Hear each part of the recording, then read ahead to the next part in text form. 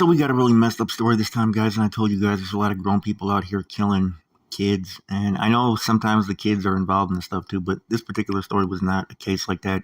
There was a guy named Robert, okay, and he killed, allegedly, a guy named Rajon, and this was over a cell phone. So prosecutors say a Chicago man shot and killed a 14-year-old boy during a robbery that netted him little more than a cell phone. Coincidentally, according to CWB Chicago, the police identified Robert, 21, as the killer, partly because he accidentally dropped his own cell phone as he ran from the murder scene.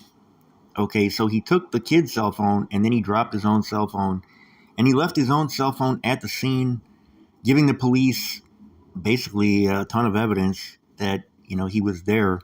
So Rajon died after suffering a gunshot wound under his chin. This was actually last year, but they just caught up with him. This was approximately a year ago on August 19th of 2023 at around 8:15 p.m.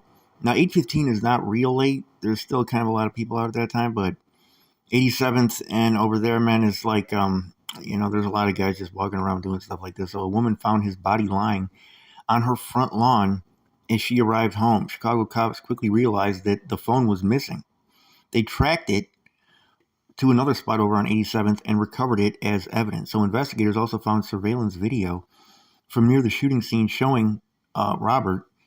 He's 21 years old, and he was exiting a building. Now, this is some pretty solid video evidence here.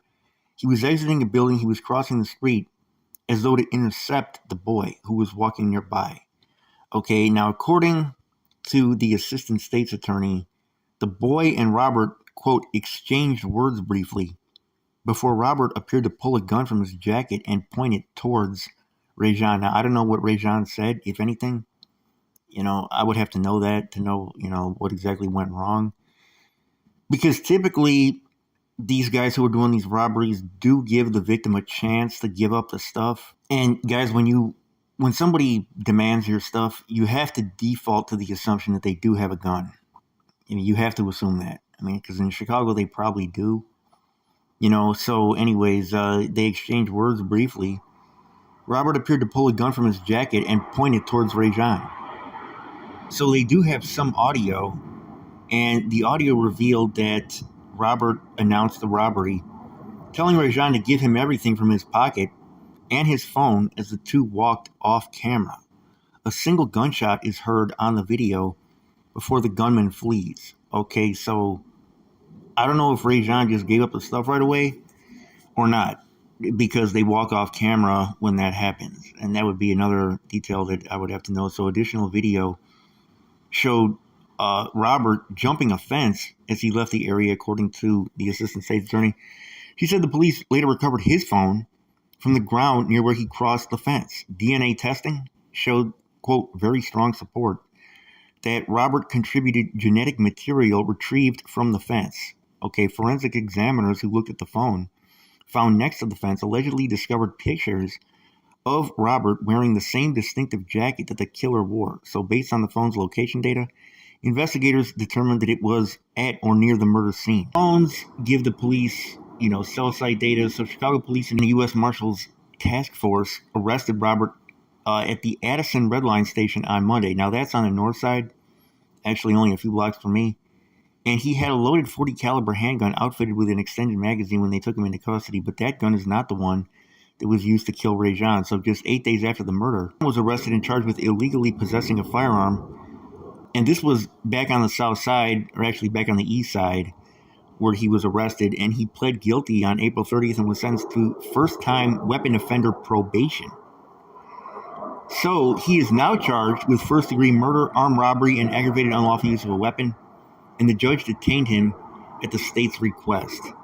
So this is what I told you guys about these dudes that are out here doing these stick-ups and robberies. Advice that I gave the last time, especially if you're a 14-year-old like Rajon, you don't wait. You don't wait. You just take out your phone, take out your wallet, and remember, I said carry a dummy phone and a dummy wallet. That's what they call it. It's basically a wallet that doesn't have like too much valuable stuff in it, nothing you got to worry about replacing, library cards, a few bucks, stuff like that. And you keep an extra phone, a phone that you don't care about. And as soon as the dude comes up, you just take that stuff out, you drop it, and then you take off. Now, some people, say, and I always get this in the comment section, I'm going to pull out and, blast the guy. Okay. But you're drawing, in most cases, on a drawn gun. And so, like I told you guys before, he's halfway to the finish line already. Okay. He's got his gun out. It's pointed at you. All he's got to do is pull his, put a few pounds of pressure on the trigger. That's it. You got to draw it out, aim it, all that. I mean, he's halfway there. Even if you're faster than him, okay, he's at an enormous advantage. And I believe, I've never been through law enforcement training or anything like that, but what I've heard is that they always teach you never to try and draw on a drawn gun. So that's what these guys have as an advantage most of the time. Plus, this is a kind of like a one that is unique among the ones that I've been seeing over the past few months because he was alone. And normally these guys are working in teams. So if you want to get into like a 1-on-4, 1-on-5 shootout and try to win that, okay, and just lay them all down before, any one of them can pop you, that's your prerogative. You can do that. But I highly advise not to do that because I haven't seen a person win that kind of a situation yet. I'm sure it's happened at some point, but I have yet to see that, okay? Every single time I've seen it, and I've seen many, the 4 or the 5 or the 6 or however many guys are there, they beat the one guy, okay? It's like any other sport, basketball, whatever. You're not going to beat it. Even if you're way better than them, how are you going to win 1-on-5, 1-on-6? So, anyways, I don't recommend doing that. Take the stuff out, the dummy wallet, the dummy phone, drop it, run. Now you say, and I've gotten this comment too, you can't get back the time. You might be able to replace the stuff, but you can't replace the time that you spent working for the stuff. And that's, again, why I told you, the fake wallet, the fake phone. You carry this with you everywhere. Okay? And if you want to act tough, and try to, like, be the guy that's going to get a bunch of clout by, blasting somebody that runs up on you, okay, I mean, you can do that. But like I said, I've never seen 1-on-5, 1-on-6 in any sport or on the streets win. So this was unique though because he was doing it just 1-on-1. I still would advise the kid to have just dropped whatever he had and then just take off and run. So, and the other thing, man, you got to remember, in many of these cases, you're going to get the stuff back. You're going to get the stuff back because, like I said, the thing can be geolocated. I've rarely seen where these guys are taking the stuff to actually keep it. They're taking it to sell it. Okay, so he's gonna, you're gonna see it listed on Facebook like the next day. Pardon the background noise, guys. The air and water show is going on as I'm making this video. The Navy Blue Angels, man. But anyways, this stuff gets recovered. So, and in Chicago too, especially if you live in the hood, I don't recommend having like real expensive stuff. I see some guys doing this, like they'll be coming down the steps of a, apartment building or a condo building or whatever, wearing an outfit that costs like half as much as their condo. I don't recommend, I mean, a lot of that stuff is fake sometimes, but I don't recommend doing that, because, I mean, there's a lot of hungry dogs out there, man, like, looking for their piece of the pie. And, if you're flexing that in front of them, you're just asking for trouble. The best defense is anticipation, anticipation, and just don't put yourself in that situation by tempting people in the first place. Now, this kid probably, from the way it sounded, he probably had that stuff concealed in his pocket, but everybody now is carrying a phone with them, so people are just assuming that you got a phone on you, so take it out and dip.